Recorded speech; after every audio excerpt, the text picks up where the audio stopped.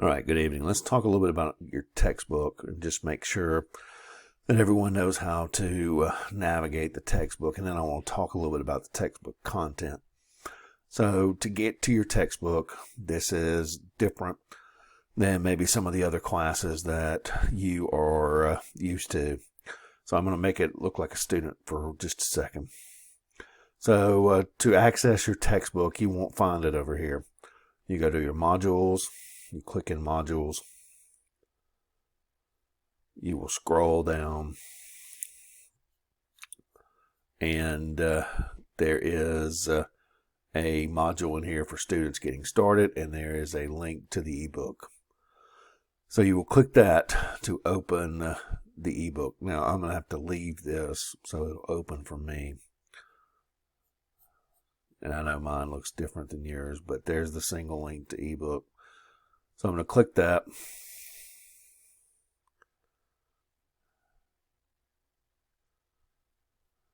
It's going to ask to load in a new window, what you want to do, and then it will open. Now, again, mine's going to look a little bit different than yours because it's linked to my class. But I want to kind of show you a little bit about the text. Each chapter, this textbook is arranged in a little bit more of maybe of a thematic arrangement than you may be used to. The author is taking certain time periods and looking at topics that go along into that time period, and he's coming at it from really a global perspective. So for chapter 16, the first chapter you're really working in, he's talking about how different parts of the world began to move towards discovery of the oceans, move towards exploration, and then began to move towards exchange between the old world and the new world. And you'll see the author talk a lot about that in this opening chapter. So as you read, you can move through here. You can make highlights as you move through. Let me encourage you to take these focus questions because they are usually the major topics of the chapter. And so each chapter has focus questions. Write those down. And then as you go through the text and as you do your reading, as you sort of skim through your reading, that you work on those like you were trying to make an outline of what you're finding out. It's one of the best ways that you can learn to manage the information that's in the text. Make you some highlights like I have done here. If you don't know how to do that, let me go to a new page here. And so let's say I want to highlight this opening paragraph here. And so what I'm going to do is highlight it like this. Notice this bar comes up here. You can make it yellow, you can make it red, you can make it blue, you can make it green, and it will pop up. You can leave a note for yourself in here, and you can say, hey, he said this was going to be on the test, or this is on the study guide, or whatever. You can make it read to you, okay? And by 350 to 450 million people on Earth spoke several thousand languages. It probably won't read to you because I have my microphone plugged in. But you get the idea, okay? That you can, if the speakers were going, you could hear that. Now, here's the deal, okay? You have to forget that you're reading a textbook that's about a particular place. Okay, remember, this is a global approach. So each of these chapters is pulling things from different parts of the globe. So as we kind of go through this first chapter real quick, then you'll see he starts talking about the old world first, and talks about trade in the old world. Then he moves towards the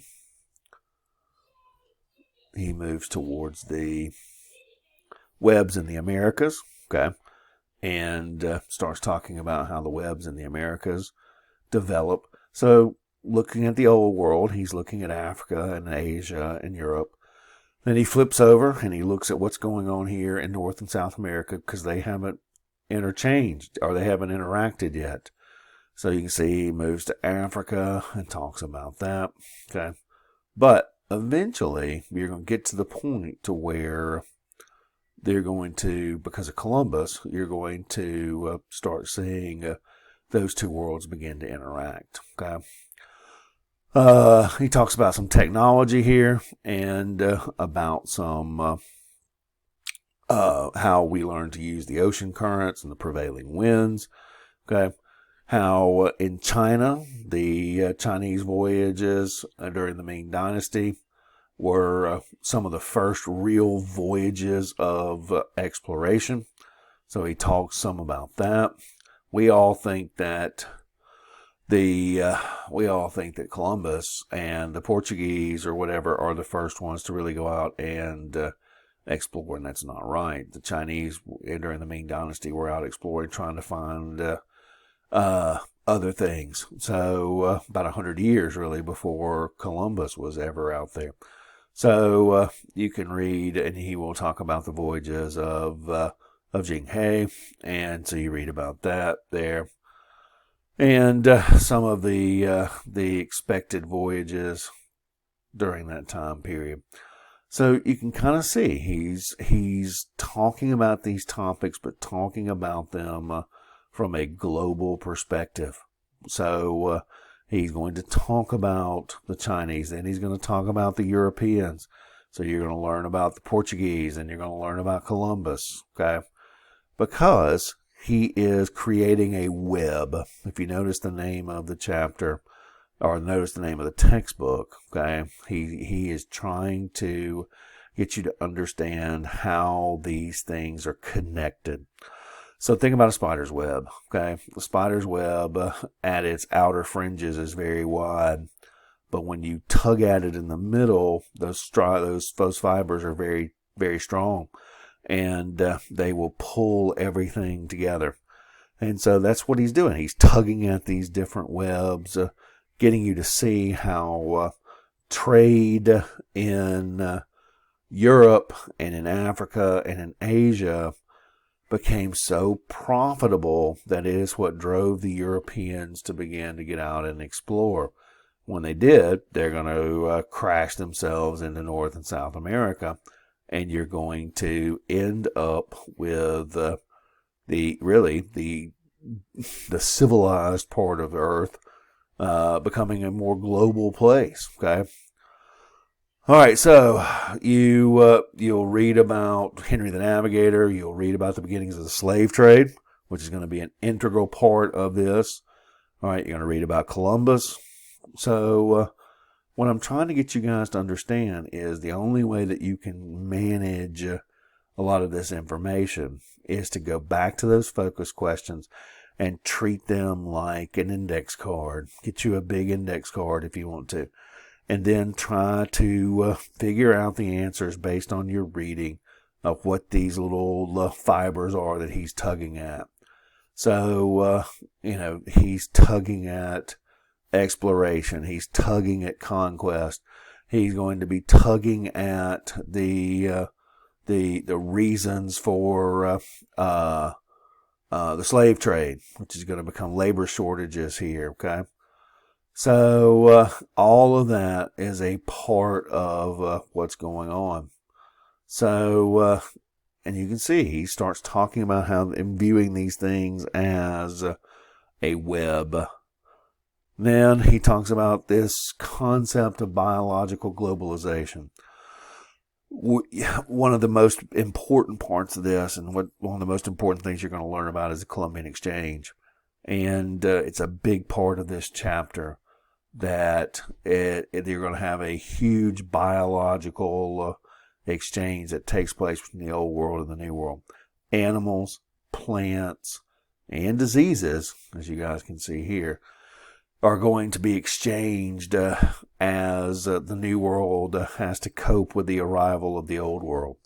And many of the New Worlders, like the Native Americans here, do not have never been exposed to and do not have resistance to many of the European diseases. And so smallpox is going to ravage many of these Native American groups like the Aztecs and the Inca and make it very easy eventually for the Spanish to conquer them. All right, so you'll read about animals, crops, all that stuff that goes along with the biological exchange, with the Columbian exchange, okay? Read or watch these videos. Transcript is here if you want to just read about these videos, all right? But watching these videos is going to give you a good idea about some of these major topics that are going on in the chapter. And the Columbian exchange is huge. You're going to have to write about it. It's part of it's your discussion board this time. So the more you know about it, and I can guarantee you it'll be a question on your first exam too.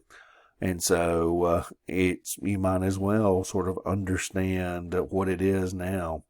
So take notes on these things and understand that there is, when these worlds start to collide, that these exchanges take place, and they can be very beneficial, but they can also be very deadly. Pay attention also as you do your reading about this idea of a web, okay? And he's going to stress it over and over and over again about how you are creating these interactions between these different groups, okay? And so understand kind of that concept as you move through the chapter, okay? So then eventually you will kind of get to the end, and that's going to be the end of chapter 16. When you get to the review, it has some important terms. I would make sure that I would go back and take a look at my index cards or my notes after I get through reading. Excuse me. And that I would have maybe created some form of definition for these as you went through. Okay. There are some review questions here that kind of help you make sure that you know how to manage some of these bigger topics. Okay. And so take advantage of that. Okay. Maybe read this first and then go back and kind of pick through your reading. It's going to help you on your chapter quizzes. It's going to help you on your chapter homework. And it's going to help you eventually on the exam too. The more you master as you go through your reading, the easier it's going to be for you to study for your exams later on. One other thing I kind of want to go to, and I want to go back to the modules here to sort of show you guys this. Okay, each chapter module, and I'm going to make myself a student again, just so it looks like what you see. When you get into the modules, after you finish your Healthy at Heinz information, you're going to kind of close that off. You can even close this one off after you've done your stuff, but make sure that you go and read your proctored testing information. Our first test is proctored, so you need to make sure that you understand that information. Okay, but we're going to kind of shut that down. Keep your link to your ebook open. Okay, but when you get into these chapters here, I basically have textbook links, okay, or film links. Your assignments. So you're going to be participating in a chapter 16 discussion board about the Columbian exchange. You're going to do your inquisitive homework, some map work, especially for this chapter. It's really important that you understand the maps going on in this chapter. Each chapter is going to have a reading quiz. You're going to get about 20 multiple choice questions just to make sure that you're reading and understanding your quiz as you do your reading. And you can have your reading open, you have the chapter open. Think of it like a little open book chapter quiz. But, you need to make sure that you've at least sort of skimmed through the material before you try to even do that reading quiz. There is a PowerPoint that's provided by the publisher. You can print that and or you can have it and use it as sort of an outline as you do your reading.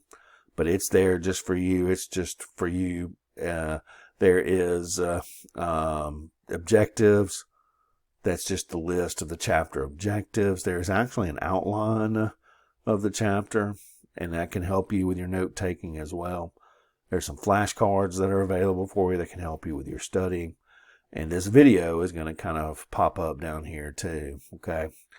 And a lot of these chapters, I'm going to have a video where I just, I don't want to call them lectures, but I'm going to kind of think about, I want you to kind of think about them as maybe a guided tour of the chapter, where I try to go in and pick some of the important things in the chapter that are really important, that you probably need to bear down and read pretty carefully as you go through.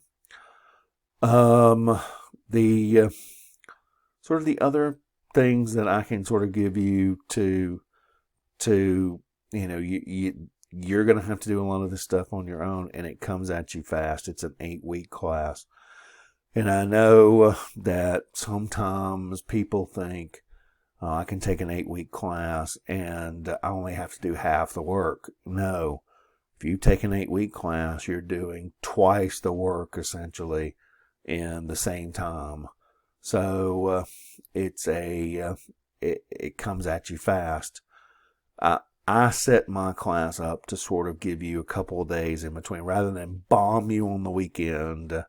Okay, I'm trying to kind of get you to spend a little bit of time, all right, during the week. So about every 2 or 3 days, you're going to have assignments due. And that way it doesn't hit you all at one time, and that can be very intimidating.